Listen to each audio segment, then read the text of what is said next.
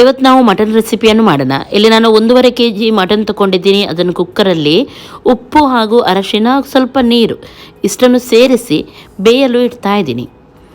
ಆಮೇಲೆ ನೆಕ್ಸ್ಟ್ ಮಸಾಲೆ ತೆಗಿತೀನಿ. ಏನೆಲ್ಲ ಮಸಾಲೆ ತೆಗಿತೀನಿ ಅಂತ ತೋರಿಸ್ತೀನಿ. ಖಂಡಿತವಾಗ್ಲೂ ಈ ರೀತಿ ರೆಸಿಪಿ ಒಮ್ಮೆ ನೀವು ಟ್ರೈ ಮಾಡಿ ನೋಡಿ.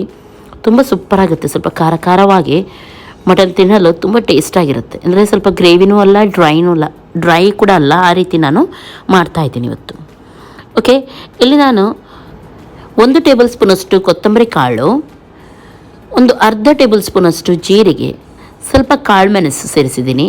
ಹಾಗೂ ಇಡೀ ಗರಂ ಮಸಾಲ, ಸ್ವಲ್ಪ ಚಕ್ಕೆ, ಲವಂಗ, ಸೋಂಪು, ಏಲಕ್ಕಿ ಹಾಗೂ ಸ್ವಲ್ಪ ಕಸೂರಿ ಮೇಥಿ ಇದನ್ನೆಲ್ಲ ಹಾಕ್ತಾಯಿದ್ದೀನಿ.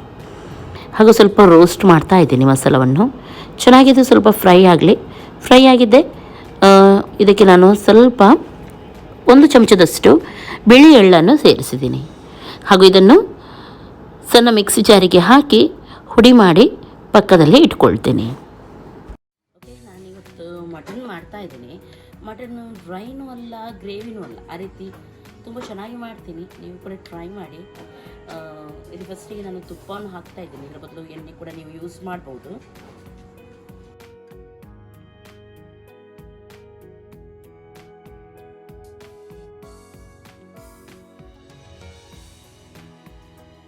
ನಾನು ಕರಿಬೇವು ಸೊಪ್ಪು, ಸಣ್ಣದಾಗಿ ಹೆಚ್ಚಿದ ಹಸಿಮೆಣಸಿನಕಾಯಿ ಹಾಗೂ ಬೆಳ್ಳುಳ್ಳಿಯನ್ನು ಹಾಕಿದ್ದೀನಿ.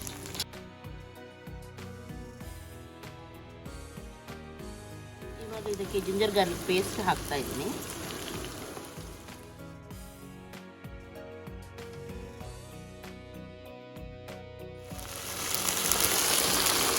ಇಲ್ಲಿ ನಾನು 5 ಈರುಳ್ಳಿಯನ್ನು ಗ್ರೈಂಡ್ ಮಾಡಿ ತಗೊಂಡಿದ್ದೀನಿ.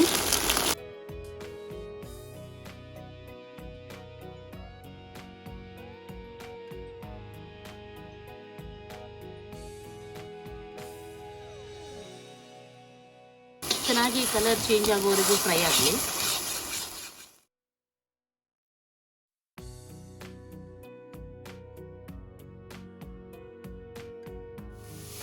ಇವಾಗ ಇದಕ್ಕೆ ಟೊಮೆಟೊ ಪ್ಯೂರಿ ಹಾಕೋಣ. ಇಲ್ಲಿ ನಾನು 5 ಟೊಮೆಟೊವನ್ನು ಗ್ರೈಂಡ್ ಮಾಡಿ ಹಾಕ್ತಾ ಇದ್ದೀನಿ.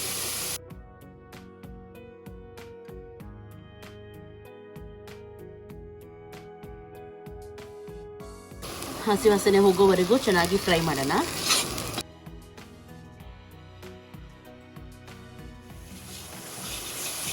ಇವಾಗ ಇದು ರೆಡಿ ಆಗಿದೆ. ಇಲ್ಲಿ ಪೇಸ್ಟ್, ಇದಕ್ಕೆ ಖಾರಕ್ಕನುಗುಣವಾಗಿ ಚಿಲ್ಲಿ ಪೌಡರ್ ಹಾಗೂ ರೆಡಿ ಮಾಡಿದ ಮಸಾಲ.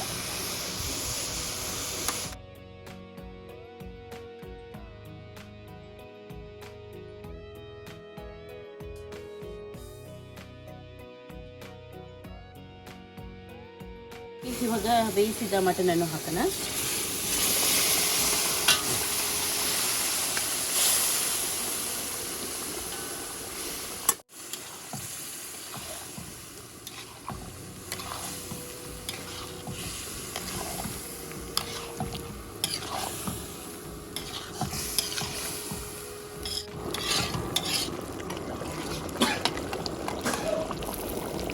ಓಕೆ, ನಿಮಗೆ ಗ್ರೇವಿ ಬೇಕಿದ್ರೆ ಇಷ್ಟೇ ಇಡ್ಬೋದು ನೀವು, ಅಥವಾ ಸ್ವಲ್ಪ ಡ್ರೈ ಬೇಕಂತಾದರೆ ಸ್ವಲ್ಪ ಹೊತ್ತು ನೀವು ಇದನ್ನು ಹಾಗೆ ಬಿಟ್ಟರೆ ಆಯಿತು. ಸ್ವಲ್ಪ ಉಪ್ಪನ್ನು ಆ್ಯಡ್ ಮಾಡೋಣ. ಮಟನಿಗೆ ಉಪ್ಪು ಹಾಕಿದ್ರಿಂದ ಇದಕ್ಕೆ ನಾನು ಈಗ ಮಾತ್ರ ಸ್ವಲ್ಪ ಹಾಕಿದ್ದೀನಿ.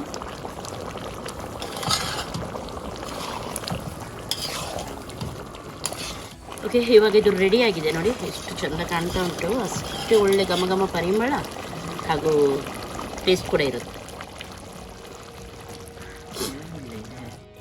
ಕೊತ್ತಂಬರಿ ಸೊಪ್ಪು ಹಾಕೋಣ.